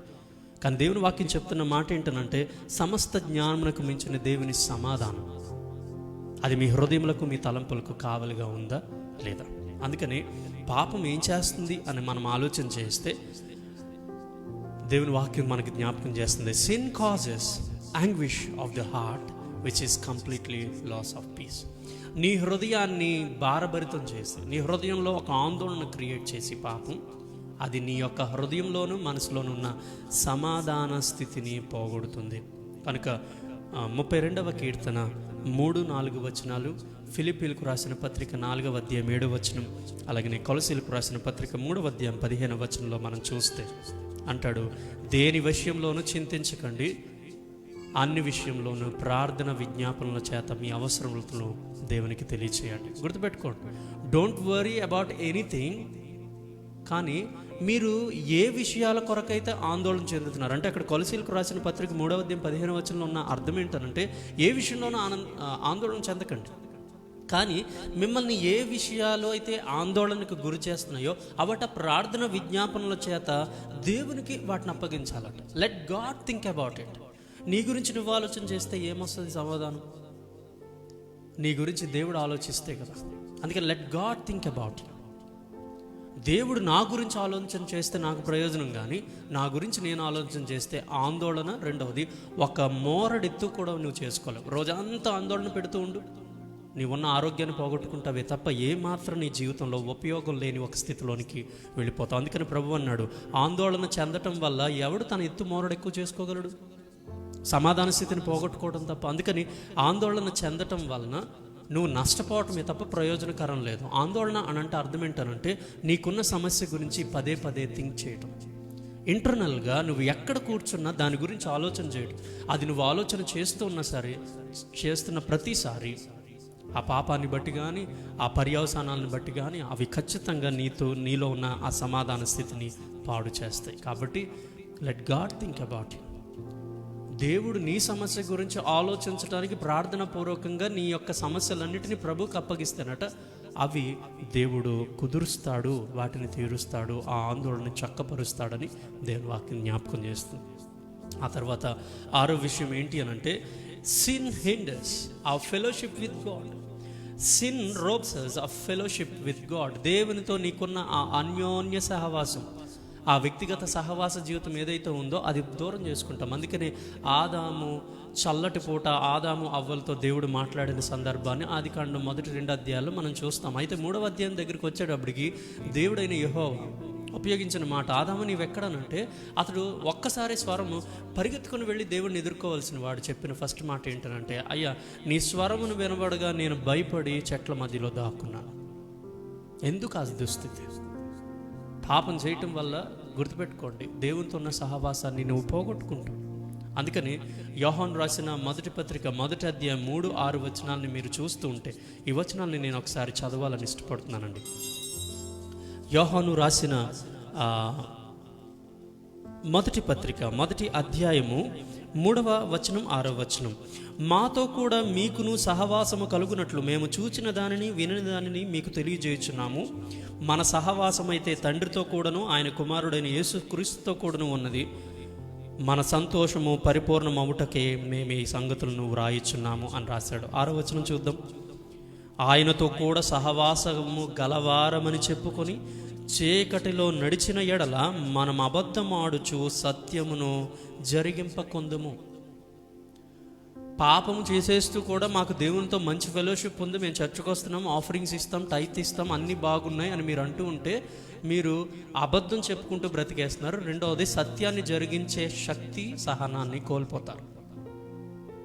రిమెంబర్, పాపం ఇంకోటి ఏం చేస్తుందంటే దేవునితో ఉన్న నీ అన్యోన్య సహవాసం. ఏ పాపం వల్ల అయితే ఆదాము అవ్వల సంబంధాన్ని పోగొట్టుకొని మరణాన్ని తెచ్చిపెట్టారో ఆ మరణాన్ని మనుషులందరి మీదకి సంప్రాప్తమవుతున్న సమయంలో యేసుక్రీస్తునందు విశ్వాసం ఉంచిన నీవు క్రీస్తు యేసు ద్వారా నువ్వు సమాధాన స్థితి కలిగి ఉన్నావు కదా. దేవునితో శత్రుత్వం పోయింది కదా, దేవునితో భక్తిహీనత కలిగిన జీవితం పోయింది కదా, ఆయన నిన్ను నూతన పరిచాడు కదా.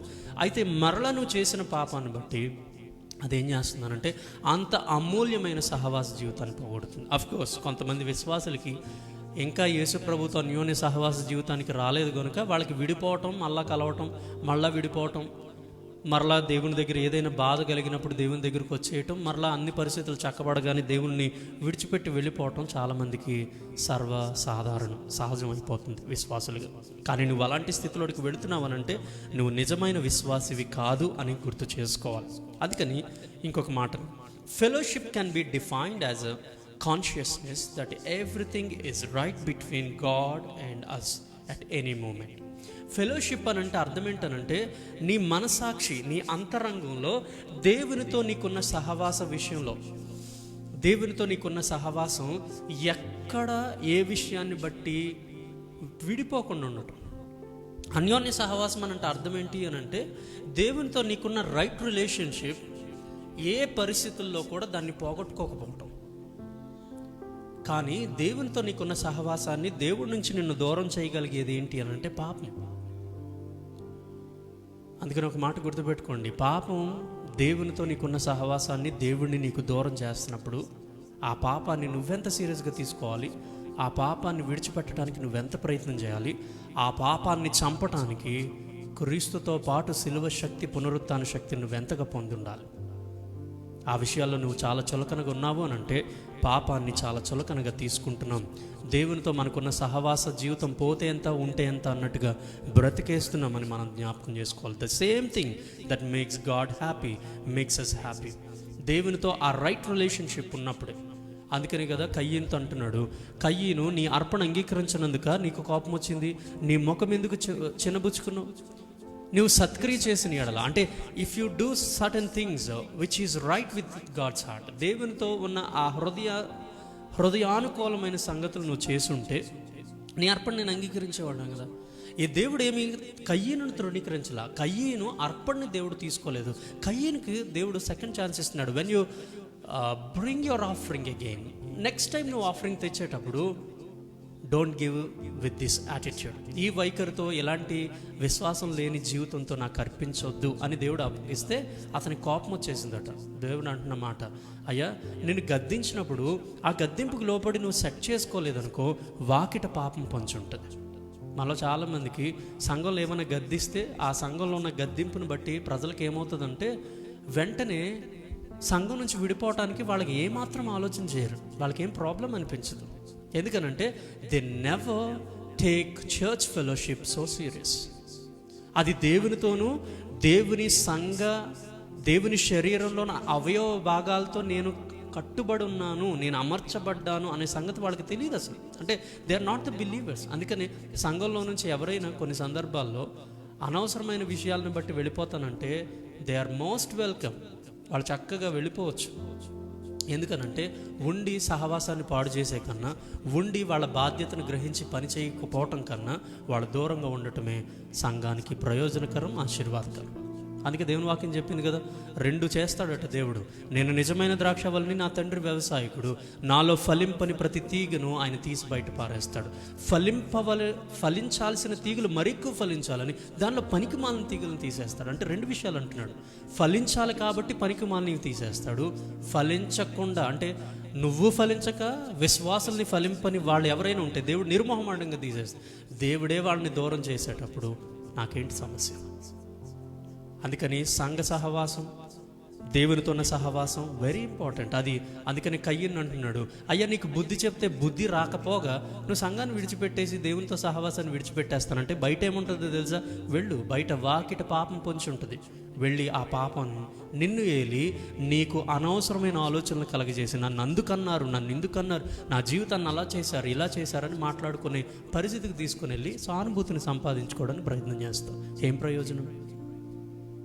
నువ్వు చేసింది తప్పు అని అన్నప్పుడు తప్పును తప్పుగా గ్రహించకపోవటం పరిశుద్ధాత్మతో నువ్వు నింపబడలేదంటానికి ఒక సాదృశ్యం అని గుర్తుపెట్టుకోవాలి. తర్వాత ఉన్న మాట, sin causes feeling of separation.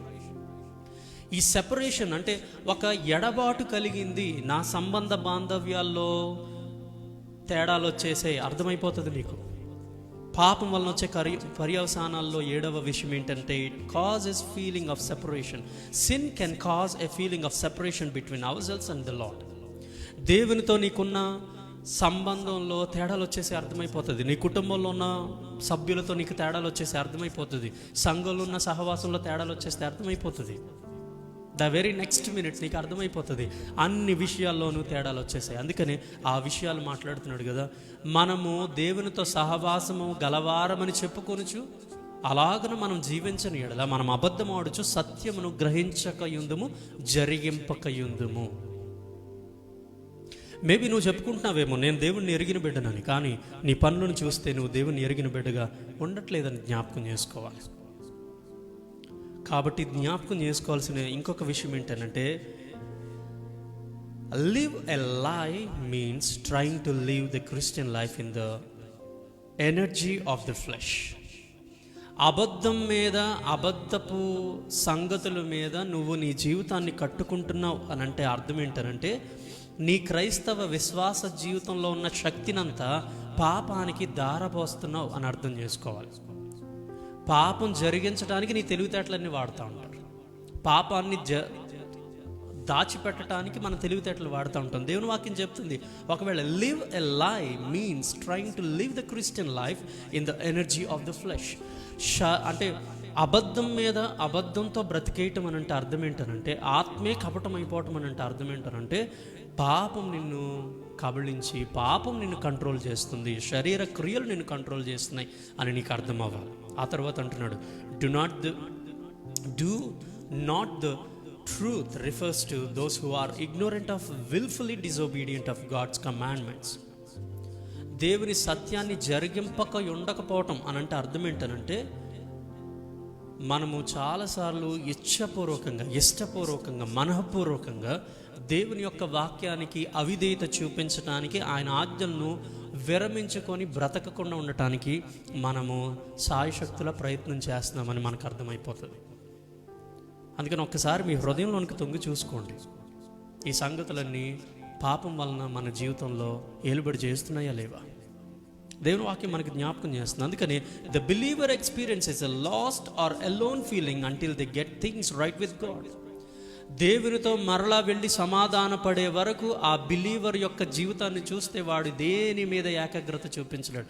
అందుకనే దేవుని వాక్యం చెప్తూ దావీదు అంటున్న మాట, పాపాన్ని ఒప్పుకోనంత వరకు నా కన్నీళ్లు నా కన్నపానమై, నా అపరాధ భావం, నా బాధ, నా కన్నీళ్లు, నా యొక్క పర్యవసానాలు నా జీవితంలో ఏమయ్యాయి అంటే తిండికి బదులు కన్నీళ్లు తాగే పరిస్థితికి వచ్చింది. కాబట్టి గమనించాల్సిన మాట, ద బిలీవర్ ఎక్స్పీరియన్స్, నిజంగా నువ్వు విశ్వాసం అని అనిపిస్తే నువ్వు ఎక్కడైతే దేవుని దగ్గర నుంచి కోల్పోయావో అవి నీ జీవితంలో గుర్తు చేసి మరలా దేవునితో సెట్ అయితేనే తప్ప నేను మరలా ఆనందాన్ని పొందను అనే ఒక ఆందోళన, ఎప్పుడెప్పుడు దేవునితో సెట్ చేసేసుకోవాలా, ఎప్పుడెప్పుడు సరి చేసేసుకోవాలనే ఆలోచన నీకుంటుంది. అలా అయితే నువ్వు విశ్వాసి లెక్కలోనికి వస్తావు. కాబట్టి మొట్టమొదటిసారి మాట్లాడుకున్నాం, బురదలో పడిపోయిన గొర్రెపిల్ల ఎప్పుడు బురదలో నుంచి బయటికి రావాలని ప్రయత్నం చేస్తూనే ఉంటుంది. పాపంలో ఆ బురదలో కొనసాగదు. అది అన్బిలీవర్ చేసే పని అని జ్ఞాపకం చేసుకున్నాం. చివరి మాట ఏంటి అని అంటే the loss of confidence in prayer. పాపం వల్ల నీకు వచ్చే ఇంకొక మాట ఏంటనంటే sin also robs us of confidence in our prayer life. నీ ప్రార్థనకు జవాబు నిశ్చయంగా వస్తుంది అనే ఒక నిర్ధారణ, ఒక రూఢి, ఒక అష్యూరెన్స్ని నువ్వు పోగొట్టుకుంటావు. There is no confidence in your prayer life. ప్రార్థన చేస్తూనే ఉంటావు, గంటల పడి కూర్చొని ఉంటావు, కానీ ఎవరెవరో స్వరాలు వినబడతా ఉంటే నీకు ఏకాగ్రత ఉండదు. దాని వలన ఏమాత్రం శక్తి, అందులో ఒక నిశ్చయత, ఒక ఆదరణ, ఒక ఆనందం ఏమీ దొరకదు ప్రార్థన జీవితం ద్వారా. అందుకని losses of confidence in prayer life. అదే యోహాను రాసిన మొదటి పత్రిక 3వ అధ్యాయము 19వ వచనం దగ్గర నుంచి 22 వచనాల్ని నేను ఒకసారి జ్ఞాపకం చేస్తానండి. యోహాను రాసిన మొదటి పత్రిక 3వ అధ్యాయము 19 నుంచి 22 వచనాల్ని మనం చూస్తే, ఇందువలన మనము సత్య సంబంధులమని ఎరుగుదుము. దేవుడు మన హృదయము కంటే అధికుడై సమస్తమును ఎరిగి ఉన్నాడు గనుక మన హృదయము ఏ విషయములలో మన యందు దోషారోపణ చేయునో ఆయా విషయముల యందు ఆయన ఎదుట మన హృదయములను సమ్మతి పరుచుకొందుము. ఏ విషయాల్లో హృదయం నీ మీద నిందారోపణ పరిశుద్ధాత్మ దేవుడు పరిచర్య చేయటం వల్ల ఉన్నాయో ఆ విషయాల్లో దేవుని దగ్గరికి వెళ్ళి ఒప్పుకొని ఆయనతో సమాధానపడి సత్యపడాలి, సమ్మతి పరుచుకుందుము. తర్వాత 21లో అంటున్నాడు, ప్రియులారా మన హృదయము మన యందు దోషారోపణ చెయ్యని ఎడల దేవుని ఎదుట ధైర్యం గలవారగుదుము. ఒకవేళ హృదయంలో అసలు పాపమే నిలిచి ఉండకపోతే నీ ప్రార్థనలో ఎంత కాన్ఫిడెన్స్ ఉండేది, నీ యొక్క వాక్యానికి, నీ యొక్క భక్తి జీవితానికి, విశ్వాస జీవితానికి ఎంత విలువ ఉండేది. 22లో అంటున్నాడు, మరియు మనం ఆయన ఆజ్ఞలను గైకొనుచు ఆయన దృష్టికి ఇష్టమైనవి చేయుచున్నాము గనుక మనము ఏమి అడిగినను అది ఆయన వలన మనకు దొరుకును. పాపాన్ని హృదయంలో పెట్టుకొని దేవుని చిత్తానికి అనుకూలంగా నేను చేస్తున్నాను, ప్రార్థనకు నాకు ఎందుకు జవాబు రావట్లేదని అడిగితే ఎంత దౌర్భాగ్యం, ఎంత బుద్ధిహీనత. దేవుని వాక్యం చెప్తుంది, ముందు ఆయన ఆజ్ఞలను పాటించడానికి, పాపాన్ని విడిచిపెట్టడానికి, ఆయనతో సమ్మతి పొందటానికి, హృదయము దోషారోపణ చేయకుండా ఉండటానికి నువ్వు బ్రతుకు. అప్పుడు నువ్వు ఆయన చిత్తానుకూలంగా చేస్తున్నావు గనుక నువ్వు ఏది అడిగినా దేవుడు ఇస్తాడు. ఎందుకనంటే నువ్వు దేవుని చిత్తానికి అనుకూలమైన వాటిని అడుగుతావు గనుక. అందుకని చాలా జాగ్రత్తగా మనము దాన్ని జ్ఞాపకం చేసుకోవాలి. ఇక 9వ మాట ఏంటి అంటే అన్ఆన్సర్డ్ ప్రేయర్స్ అంటిల్ కన్ఫెషన్. పాపం ఇంకొకటి ఏం చేస్తుందంటే నీ ప్రార్థన జీవితంలో శక్తినిచ్చేటప్పుడు నీ ప్రార్థనకు ఏ జవాబు రాదు. ఎందుకు రాదు అని అంటే నువ్వు ఒప్పుకోకుండా కప్పుకునే ప్రార్థన జీవితం కలిగి ఉన్నావు కనుక. కాబట్టి దేవుని వాక్యం మనకి జ్ఞాపకం చేస్తున్న మాట ఇర్మియా గ్రంథంలో మనం చూసాం, యెషయా గ్రంథంలో మనం చూస్తాం. ఏమని అంటేనంటే దేవునితో నీకున్న సంబంధం సహాయం చేయకుండానట్లు యెహోవా హస్తం కొరచ కాలేదు, విననేరకుండానట్లు ఆయన చెవులు మందం కాలేదు. మరి ఏంటి ప్రాబ్లం అంటే నీ పాపములు, నీ దోషములు ఆయనకి నీకు అడ్డుగోడలాగా ఉన్నాయి. అందుకని sin can cause our prayers to be unanswered. మీ ప్రార్థనలకు జవాబు రావట్లేదు అని అంటే go and seek your heart. నీ హృదయాన్ని పరిశీలన చేసుకో. అందులో ఒప్పుకొని ఎన్నో సంవత్సరాలుగా ఎప్పుడో చేసిన పాపాన్ని కూడా నువ్వు ఎప్పటికీ పరిశుద్ధాత్మ దేవుడు గద్దిస్తే ఒప్పుకొని తీరాల్సిందే. ఆ సంగతులన్నీ అయిపోయాయండి, ఆ సంగతులన్నీ అందరూ మర్చిపోయారు, అప్పుడు పాపం చేసిన వాళ్ళు కూడా చచ్చిపోయారు, వాళ్ళందరూ ఏదో అయ్యిందని అంటే గుర్తుపెట్టుకోండి. లాస్ట్ టైమే మనం మలాకీ గ్రంథంలో, మీకా గ్రంథంలో మనం చూసాం, దేవుడి దగ్గర ఒక రికార్డు ఉంది. ఆ రికార్డులో దేవుడు వాటిని దాచుంచుతాడు. కాబట్టి దేవుని దగ్గర నుంచి మేబీ ప్రపంచం దృష్టిలో నుంచి, ఎఫ్ఐఆర్ నోట్లో నుంచో, పోలీస్ స్టేషన్ నుంచో, లా నుంచో, కోర్టు నుంచో ఆ కేసును నువ్వు తీసేయచ్చు, కానీ దేవుని రికార్డులో నుంచి నువ్వు తీసేయటం అనేది ఓన్లీ వెన్ యూ కన్ఫెస్. నువ్వు యథార్థంగా దేవుని సన్నిధిలో ఒప్పుకున్నప్పుడే. ఇక 10వ విషయం ఏంటి అని అంటే loss anticipation of Christ return. అంటే అర్థం ఏంటనంటే ప్రభువు వచ్చే సమయానికి. అందుకని ఈ మాటను ఒకసారి చూసి మనము ముగించుకుందాం. కొరింథీయులకు రాసిన 2వ పత్రిక కొరింథీయులకు రాసిన 2వ పత్రిక 5వ అధ్యాయము 8వ వచనం. కొరింథీయులకు రాసిన 2వ పత్రిక 5వ అధ్యాయము 8వ వచనం. ఇక్కడున్న మాటను చూడండి. ఇట్లు ధైర్యము కలిగి ఈ దేహమును విడిచిపెట్టి ప్రభువునొద్ద నివసించుటకు ఇష్టపడుచున్నాం. ఏం చెప్తున్నాడు అనంటే, యేసు ప్రభువు తిరిగి వచ్చే సమయానికి మనము అన్ని విషయాలను దేవుడికి లెక్క అప్పగించాలి. We are accountable to God. మనం చేసే ప్రతి పని గురించి దేవుడికి లెక్క అప్పగించాలి. అయితే ఒకవేళ హృదయంలో అన్కన్ఫెస్డ్ సిన్ ఉంటే దేవుని ఎదుట నిలబడటానికి నీకు కాన్ఫిడెన్స్ ఉండదు, హక్కు ఉండదు, అధికారం ఉండదు. అందుకని అంటున్నాడు, a Christian should be able to stand before the judgement seat with confidence. రూఢిగా నిక్కచ్చిగా నిలబడటానికి, ఖచ్చితంగా దేవుడు నాకు ఈ విషయంలో హెల్ప్ చేస్తాడని దేవుని యొక్క ఆ యొక్క తీర్పు సింహాసనం ముందు, ఆయన కృపాసనం దగ్గర ధైర్యంతో నిలబడటానికి ఏంటి మనకున్నది అని అంటే, గుర్తుపెట్టుకోవాలి, దేవుని దగ్గర మనం చక్కపరుచుకున్న విషయాలు. ఒకవేళ అలా చక్కపరుచుకోనివైతే గుర్తుపెట్టుకోవాలి, దేవుని జడ్జిమెంట్ దగ్గర నిలబడటానికి నీకు నాకు ధైర్యం ఉండదు. అందుకని అపోస్తలుడైన పౌలు అన్నాడు, దేవుడు మనకు ప్రత్యక్షమైన సమయానికి ముసుగు లేని వారంగాను సిగ్గుపడనక్కర్లేని వారంగాను ఆయన ముందు మనం నిలబడాలి. ఆ కాన్ఫిడెన్స్ని పాపం క్రీస్తు యొక్క తిరిగి వచ్చే సందర్భంలో మనతో పోగొడుతుంది. తర్వాత ఉన్న మాట, బికమ్ ఎ ఫియర్ఫుల్. పాపం వలన నీకున్న ఇంకొక పర్యవసానం ఏంటంటే, sin will cause us to be fearful of what is uncovered when Christ judges our works. గుర్తుపెట్టుకోవాలి, తీతుకు రాసిన పత్రిక 2వ అధ్యాయము 13వ వచనంలో ఆయన ఉపయోగించిన మాటను మనం చూస్తూ ఉంటే, సిన్ విల్ కాజ్ us, ఈ మాటను గమనించండి, sin will cause us to be fearful of what is uncovered. పాపం నిన్ను ఏం చేస్తుందంటే భయపెడుతుంది. పాపం నిన్ను భయపెడుతుంది. ఎప్పటి వరకు భయపెడుతుంది అంటే, దేవుని దగ్గర నువ్వు సమాధాన పడనంత వరకు. చాలామంది పాపం చేసిన తర్వాత ఆ పాపం విషయమై వస్తున్న ప్రతి పర్యవసాన విషయాల్లో భయపడుతూనే ఉండాలి. It gives and you become a fearful. మీరు భయపడుతూనే జీవితాన్ని గడపాల్సిన అవసరం వస్తుంది. అందుకని యోహాను రాసిన సువార్త 2వ అధ్యాయం 28వ వచనంలో మనం చూస్తూ ఉంటే, దేవుని వాక్యం మనకి అక్కడ కూడా జ్ఞాపకం చేస్తుంది. ఈ సందర్భంలో మనము భయపడాల్సిన అవసరం లేదు అనే సందర్భం ఒకసారి చూస్తారు. యోహాను రాసిన సువార్త 2వ అధ్యాయము 28వ వచనం.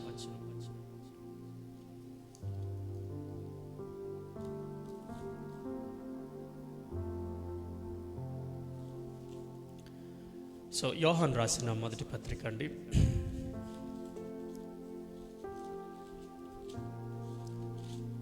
2వ అధ్యాయము 28వ వచనం. కాబట్టి చిన్నపిల్లలారా, ఆయన ప్రత్యక్షమగునప్పుడు ఆయన రాకడ యందు మనము ఆయన ఎదుట సిగ్గుపడక ధైర్యం కలిగి ఉండునట్లు మీరు ఆయన యందు నిలిచి ఉండండి.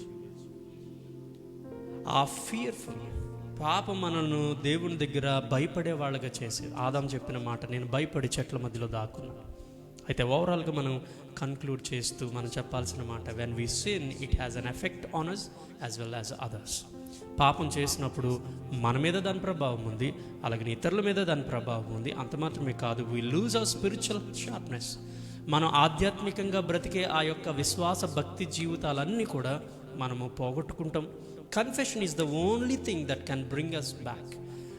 దేవుని దగ్గర సరైన నిజమైన ఒప్పుకోలు ఒక్కటే నిన్ను ఆ స్థితి అన్నిటిలో నుంచి రిస్టోర్ చేసి మరలా దేవునితో నిజంగా నిలబెడుతుంది. Therefore it is vital that Christians confess their sins. కాబట్టి క్రైస్తవ విశ్వాసులైన ప్రతి ఒక్కరూ, ఇలాంటి విషయాల్లో బాధపడుతున్న ప్రతి ఒక్కరూ మనం చేయాల్సిన ఒకే ఒక్క పని, దేవుని సింహాసనం దగ్గర మన పాపాన్ని యథార్థంగా ఒప్పుకోవటం. చివరికి ఒకసారి ఈ 10 పాయింట్స్ నేను గుర్తు చేస్తాను. 1 ఈజ్, పాపం ఏం చేస్తుందంటే పరిశుద్ధాత్మ పరిచర్యని దుఃఖపరుస్తుంది. 2వది, నా బైబిల్ స్టడీ ఏమాత్రం ఫలవంతంగా లేకుండా చేసి పడేస్తుంది. అలాగే నాలో ఉన్న రక్షణ ఆనందాన్ని పోగొడుతుంది. క్రీస్తుతో ఉన్న ఆ ఆతృత, శక్తి, ప్రభావం కలిగిన ఆ ఎక్సైట్మెంట్ కలిగిన జీవితాన్ని దూరం చేస్తుంది. ఆ తర్వాత క్రీస్తుతో నాకు కలిగిన సమాధాన స్థితిని పోగొడుతుంది. ఆ తర్వాత దేవునితో నాకున్న సహవాస సంబంధాన్ని పోగొడుతుంది. ఆ తర్వాత నాలో సంబంధ బాంధవ్యాల్లో ఒక లోపం, ఒక గొప్ప మార్పు, ఒక ఎడబాటు వచ్చేసిందని ఒక ఫీలింగ్ని అది మన హృదయంలో కలగచేస్తుంది. అలాగనే మన ప్రార్థనలో నిశ్చయత, అలాగనే శక్తి లేని ప్రార్థనా జీవితాలని అది అనుగ్రహిస్తుంది. ఆ తర్వాత మన ప్రార్థనలకు మనం ఒప్పుకోనంత వరకు ఆ ప్రార్థనలకు ఎటువంటి జవాబు ప్రభు దగ్గర నుంచి రాదు. అలాగనే ప్రభు దగ్గర మనము సిగ్గుపడి ఆయన సింహాసనం ముందు తల వంచుకునేటట్టుగా చేస్తుంది. ఆ తర్వాత దేవుని దగ్గర మనం భయపడేటట్టుగా చేస్తుంది.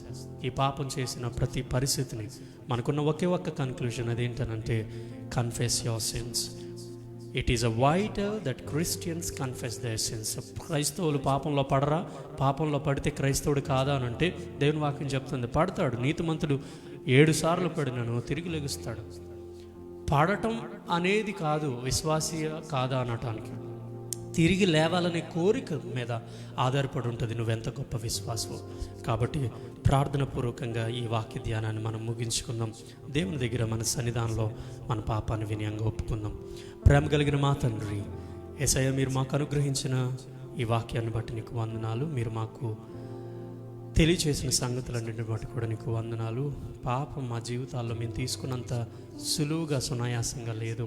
పాపం మా జీవితాల్లో గొప్ప మార్పును, గొప్ప పర్యవసానాలను ముగిస్తుంది. కాకపోతే విశ్వాసిగా నేను పడిన క్షణం నుంచి తిరిగి లేచి దేవునితో సమాధాన పడిపోవాలనే కోరిక మాలో బలంగా ఉండగలిగినప్పుడే మేము నిజ విశ్వాసంగా ప్రవర్తిస్తున్నట్లు పాపాన్ని జయించడానికి క్రీస్తు యొక్క శక్తి ఎల్లప్పుడూ మాకు అందుబాటులో ఉంది. కాబట్టి దాన్ని మేము గ్రహించే భాగ్యాన్ని మాకు అనుగ్రహించమని నీ సన్నిధానంలో నేను ఈ వాక్ ద్వారా మమ్మల్ని బలపరిచినందుకు మరొకసారి నీకు హృదయపూర్వకంగా వందనాలు తెలియజేస్తూ మా బిడ్డలను, సంఘమును, మా దేశాన్ని, రాష్ట్రాన్ని, మా నాయకులకు జ్ఞానం ఇచ్చి నడిపించి రాగలిగే ఉగ్రతలన్నిటిలో నుంచి, ఉపద్రవాలన్నిటిలో నుంచి మీరే మమ్మల్ని సంరక్షించి బలపరచమని, ఇటు ఆధ్యాత్మికంగా బలపరచబడుతున్నాం నాయన, అయితే శారీరకంగా కూడా మేము శక్తిని కలిగి ఆయన కోవిడ్-19ని ఎదిరించడానికి నాయన వాటి విషయాల్లో ఎవరైనా నాయన ఆ యొక్క ఎఫెక్ట్ అయ్యి పాజిటివ్తో బాధపడుతున్న వారైతే వారికి నీ యొక్క క్రీస్తు యొక్క సిలువలో కార్చిన రక్తం యొక్క శక్తిని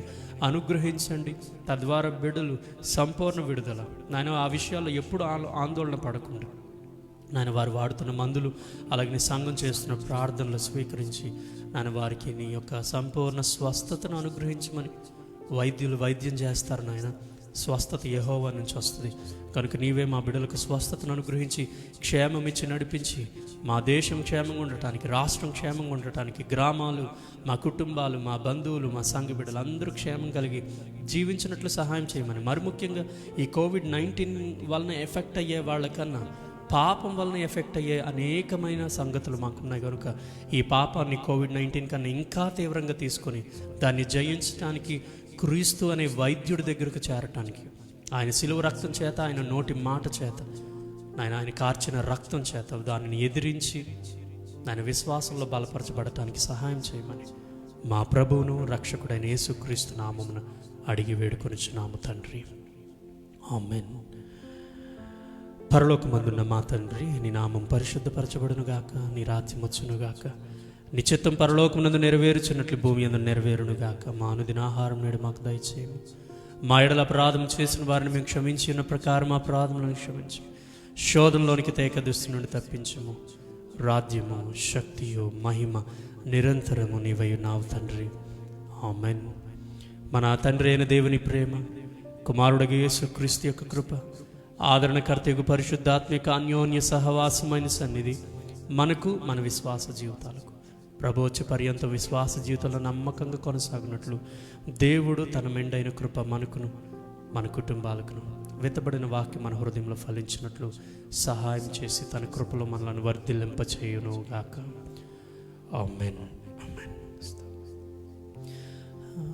ప్రభు సన్నిధి మోకరించి ఆయన ముందర మ్రొక్కుదము, ఆయన మాటలు గైకొనిన అయ్యవి మనకెంతో మేలగును. తండ్రి కుమార శుద్ధాత్మకును తగు స్తుతి మహిమలు కల్గుగాక, ఆదిని ఇప్పుడు అయినట్లు యుగములనను ఆమేన్. తండ్రి కుమార శుద్ధాత్మకును తగు స్తుతి మహిమలు కల్గుగాక. ఆమేన్.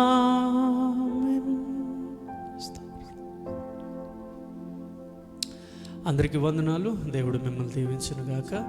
మరి జూమ్ మీటింగ్లో ఉన్న వాళ్ళు వెయిట్ చేయాలని కోరుతూ ఉన్నాను. ఫేస్బుక్ని మేము స్టాప్ చేస్తూ ఉన్నాం. ఫేస్బుక్లో వాచ్ చేస్తున్న కుటుంబాలన్నిటికీ దేవుని యొక్క దీవెనలు కలగాలని నేను మీ పక్షాన్ని ప్రార్థన చేస్తున్నాను. ఒకవేళ లైఫ్ చర్చ్ మెంబర్స్ ఎవరైనా మరి జూమ్ మీటింగ్లో కాకుండా ఫేస్బుక్లో వాచ్ చేస్తున్న వారైతే ఈ ఫేస్బుక్ లైవ్ స్టాప్ చేయబడిన తర్వాత మీరు ఇమీడియట్గా జూమ్ మీట్లో లాగిన్ అవ్వాలని, దయచేసి సంఘ బిడ్డల్ని మనము పలకరించడానికి సమయాన్ని చేసుకోవాలని, ఆ సహవాసాన్ని ఆనందించాలని నేను కోరుతున్నాను.